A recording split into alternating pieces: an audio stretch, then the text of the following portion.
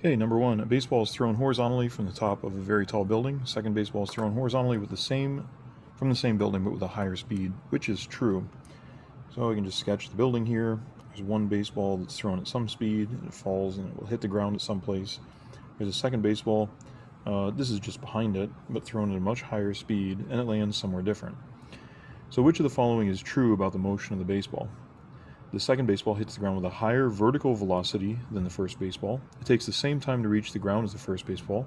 The time it takes to hit the ground depends upon the initial velocity, or the second baseball has a higher acceleration rate than the first baseball.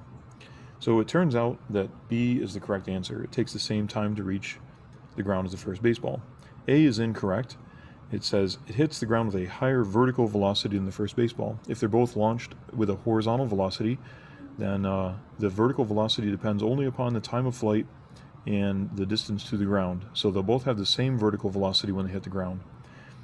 B is true because they take the same amount of time to hit the ground as a result of being launched from the same height and having zero vertical velocity. C is incorrect. The time it takes to hit the ground depends upon the initial velocity.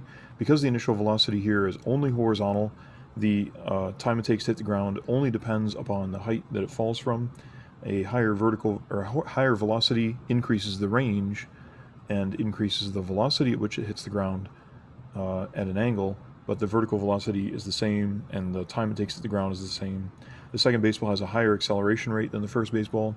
That's not true. The acceleration rate of the ball as it falls toward the ground is the acceleration due to gravity, and it's the same for each of the two baseballs.